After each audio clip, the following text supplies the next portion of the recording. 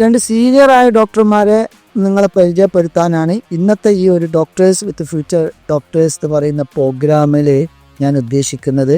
യൂണിവേഴ്സലിന് വളരെ ആദ്യകാലത്ത് 20 കൊല്ലം മുമ്പ് ഇവിടുന്ന് പഠിച്ചു പോയ ഡോക്ടർ അനീസും ഹക്കീമും.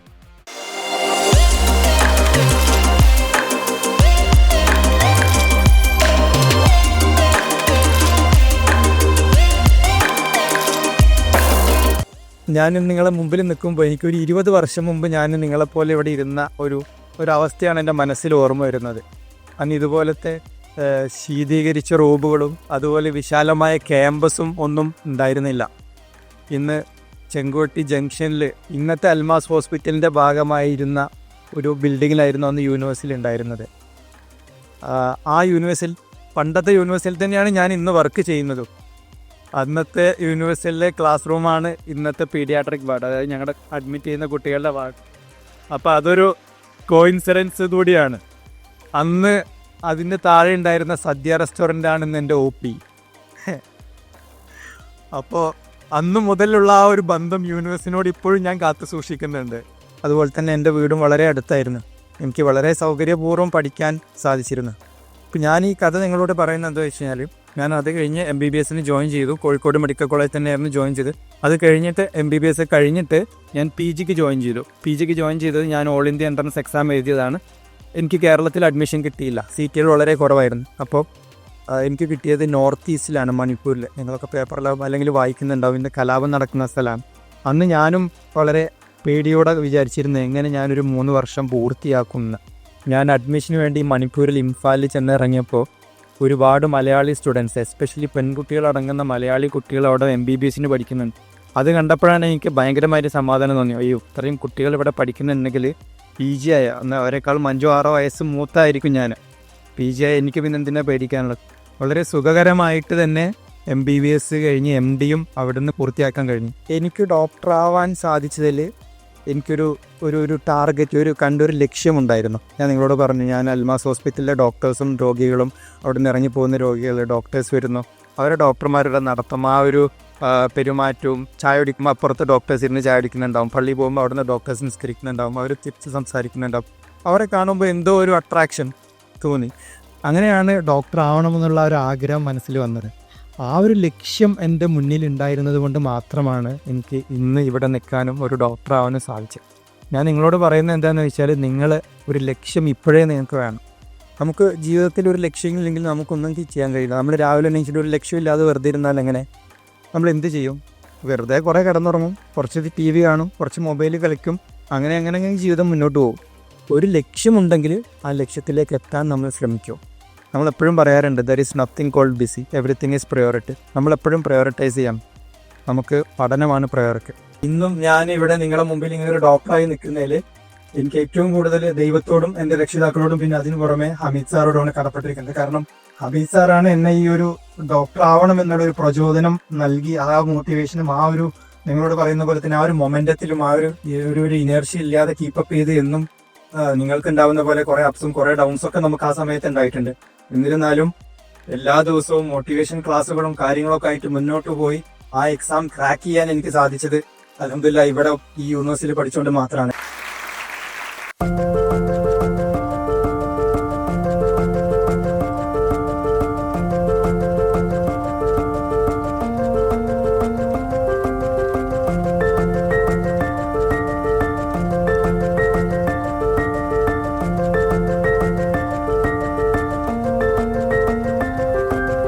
ചേർലാര സ്കൂൾ അറിയായിരിക്കും. ഒരു മലയാളം മീഡിയം സ്കൂളിലായിരുന്നു ഞാൻ പഠിച്ചു വന്നിരുന്നത്.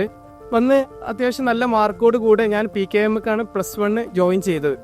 PKMൽ എത്തിക്കഴിഞ്ഞപ്പോഴത്തേക്ക് എനിക്കത് ഫസ്റ്റത്തെ ഒരു 2-3 മാസം എനിക്കൊന്നും മനസ്സിലാവണില്ലായിരുന്നു. കാരണം ഫുൾ ഇംഗ്ലീഷിലായിരുന്നു ക്ലാസ് എടുത്തിരുന്നത്. അങ്ങനെയുള്ള ആ സാഹചര്യത്തിലാണ് ഞാൻ യൂണിവേഴ്സിറ്റിയിലേക്ക് ബന്ധപ്പെടാനുണ്ടായതും അതേപോലെ യൂണിവേഴ്സിറ്റിയിൽ ട്യൂഷന് കയറാനുണ്ടായ ഒരു സാഹചര്യം അങ്ങനെയാണ്. വൈകിട്ടാണ് ഞാൻ വന്നത്. അങ്ങനെ വന്ന് ഞാൻ ഇവിടുത്തെ ക്ലാസ് തുടങ്ങിയപ്പോഴാണ് എനിക്ക് എന്താണ് സബ്ജക്റ്റ് എന്ന് മനസ്സിലായി തുടങ്ങിയത് സ്റ്റാർട്ടിങ്ങിൽ. അങ്ങനെ നമുക്ക് ഓരോ ക്ലാസ്സും എന്താണെന്ന് ഇങ്ങനെ ജസ്റ്റ് മനസ്സിലായി തുടങ്ങി. അങ്ങനെ വന്നു. സെക്കൻഡ് ഇയർ, അതായത് +2 കഴിഞ്ഞ സമയത്ത് നമ്മൾ വീട്ടിൽ നിന്നും നാട്ടിൽ നിന്നും കുടുംബക്കാരൊക്കെ പറയുന്നൊരു വർത്താനമായിരുന്നു, എല്ലാവരും എൻട്രൻസിന് പോകണ്ടല്ലോ, അതൊന്നും കിട്ടാൻ പോണില്ല. അതുകൊണ്ട് നിങ്ങൾ ഒരു കൊല്ലം കളയണ്ട. അതാണ് എല്ലാവരും ഇപ്പം നിങ്ങളോടും ചിലപ്പോൾ പലരും പറയുന്നുണ്ടാവും, 1 കൊല്ലം കളയരുത്, 2 കൊല്ലം കളയരുത്. ഈ 1 കൊല്ലം നേരത്തെ വന്നിട്ട് എന്താ സംഭവിക്കും? 1 കൊല്ലം എന്നുള്ള അടുത്ത കൊല്ലം എന്ന് വെച്ചിട്ട് ഒന്നും സംഭവിക്കാൻ പോണില്ല. ഈ 1 കൊല്ലം എന്ന് പറഞ്ഞാൽ ജസ്റ്റ് എ നമ്പർ, അത്ര മാത്രമേ ഉള്ളൂ. അതിലപ്പുറത്തേക്ക് ഒന്നും വരാൻ പോണില്ല. അപ്പൊ അങ്ങനെ ആ ഒരു വാക്ക് കേട്ട് അന്ന് ബുദ്ധി ഇല്ലാത്തതെന്ന് പറഞ്ഞ് ഞാൻ എഞ്ചിനീയറിംഗ് കോളേജ് ചേർന്നു.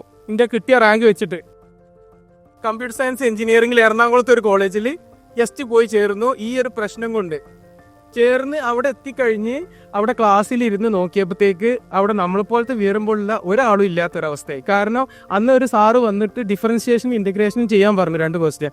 അത് എനിക്ക് മാത്രമായിരുന്നു അന്ന് അത് ചെയ്യാൻ കഴിഞ്ഞത്. അപ്പോൾ ഞാൻ ഉടനെ തന്നെ അമ്മി സാറിനോട് വിളിച്ച് ഈ സംഭവം പറഞ്ഞപ്പോൾ എന്നോട് പറഞ്ഞ്, നീ ഇങ്ങോട്ട് പോരെ, നീ ഇതിനൊന്നും പോകേണ്ട ആളല്ല, നീ ഇങ്ങോട്ട് വാ, നീ ഡോക്ടർ ആവണമെന്നല്ലേ നിനക്കും നിന്റെ ഉമ്മാക്കുള്ള ആഗ്രഹം, അത് ഞാൻ നേടിത്തരും, നീ ഇങ്ങോട്ട് വാ എന്ന് പറഞ്ഞു. അങ്ങനെ ആ ഒരു വിളിച്ച വിളിയിലാണ് ഞാൻ ഇന്നിപ്പോൾ നിങ്ങളുടെ മുന്നിൽ നിൽക്കുന്നത്. അങ്ങനെ ഞാൻ വന്നപ്പോൾ ഓൾറെഡി 3 മാസം ഞാൻ എഞ്ചിനീയറിംഗ് കഴിഞ്ഞിട്ടാണ് ഞാൻ ഇവിടെ വരുന്നത്. അപ്പോൾ ആ വന്ന സമയത്ത് എനിക്ക് പിന്നെ ക്ലാസ് അതായത് ഒപ്പെത്താൻ ഒരുപാട് കഷ്ടപ്പെട്ടു. പക്ഷെ ആ സമയത്തൊക്കെ നമ്മുടെ അമീർ സാറ് നമുക്ക് തന്ന ഒരു മോട്ടിവേഷൻ അതെന്താണെന്ന് വെച്ച് കഴിഞ്ഞാൽ, നമുക്ക് ഓരോ ദിവസം നമ്മൾ ഇപ്പോൾ എല്ലാവർക്കും, അതായത് ഞാൻ പറഞ്ഞ ഒരു കയറ്റം ഉണ്ടാവും, ഒരു ഇറക്കം ഉണ്ടാവും. ഈ ഇറങ്ങിയ സമയത്ത് നമ്മൾ ആ ഒരു മാർക്ക് കുറഞ്ഞ സമയത്തൊക്കെ നമ്മൾ അങ്ങോട്ട് പോകണമെന്നില്ല, സാറ് നമ്മെ അങ്ങോട്ട് വിളിപ്പിച്ചിട്ട് സാറ് ഓരോ കാര്യങ്ങളും A to Z നമുക്ക് കാര്യങ്ങൾ പറഞ്ഞു തന്ന് സാറിനോട് സംസാരിച്ച് അവിടെ നിന്ന് പോന്നാൽ നമുക്കൊരു പുതിയ എനർജിയാണ് കിട്ടുക. ആ ഒരു എനർജി മതി നമുക്ക് ബാക്കി കാര്യങ്ങൾ മുന്നോട്ട് കൊണ്ടുപോകാൻ. നമ്മളൊരു യുദ്ധത്തിൽ ഒരിക്കലും എന്ത് ചെയ്യല്ലേ, ടെൻഷൻ പാടില്ല. കാരണം ടെൻഷൻ അടിച്ച് ഇന്നെക്കൊണ്ട് പറ്റില്ല, അതൊന്നല്ല, നമ്മളെ കൊണ്ടൊക്കെ പറ്റും. എല്ലാവർക്കും കഴിവുണ്ട്, കഴിവില്ലാത്തതായിട്ട് ആരുമില്ല. പക്ഷെ എന്ത് ചെയ്യുക, ആ കഴിവിൻ്റെ ഉപയോഗം ചിലവർ തീരെ ഉപയോഗിക്കില്ല, ചിലവർ 80%, ചിലർ 100%. അപ്പം കഴിവ് നമ്മൾ ഉപയോഗിക്കൽ നിർബന്ധമാണ്. കഴിവില്ലാത്തവരാണെങ്കിൽ ഒരിക്കലും നിങ്ങൾ ഇവിടെ വന്നിരിക്കില്ല. അതാണ് ആദ്യം മനസ്സിലാക്കുന്നത്. അപ്പം നിങ്ങൾ ഇവിടെ വന്നിരിക്കുന്നുണ്ടെന്നുണ്ടെങ്കിൽ നിങ്ങൾ ഫുള്ള് എത്ര ആളുണ്ടോ അത്രയും ആള് കഴിവുള്ളവരാണ്. അപ്പം ഇനി നിങ്ങളെ കഴിവിനെ യൂട്ടിലൈസ് ചെയ്യുക എന്നുള്ളത് മാത്രമേ ഉള്ളൂ.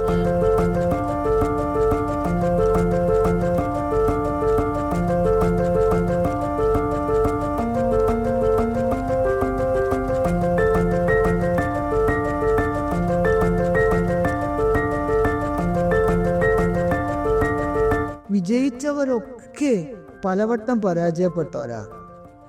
അല്ലാതെ വിജയിച്ച് മാത്രം നിൽക്കാൻ ഭൂലോകത്ത് ദൈവം ഒരാളും പഠിച്ചു വിടൂല. എപ്പോഴും okay.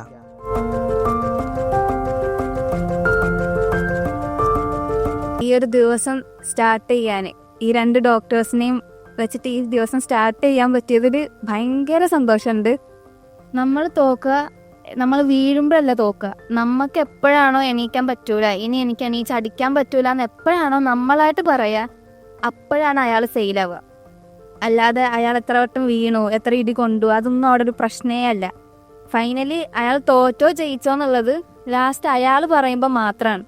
If you educate a woman, you educate a village. If you educate a man, you educate him. അപ്പോൾ ഗേൾസിൻ്റെ എഡ്യൂക്കേഷൻ അത്ര ഇമ്പോർട്ടൻ്റ് ആണ്. നമ്മൾ ഒരു സ്ത്രീക്ക് കൊടുക്കുന്ന എഡ്യൂക്കേഷൻ അത് ആ സ്ത്രീയിൽ ഒതുങ്ങി നിൽക്കൂല. അത് ആ ഒരു കംപ്ലീറ്റ് വില്ലേജിനെ തന്നെ എഡ്യൂക്കേറ്റ് ചെയ്യാനും മോട്ടിവേറ്റ് ചെയ്യാനും ഒക്കെ കേപ്പബിളാണ്.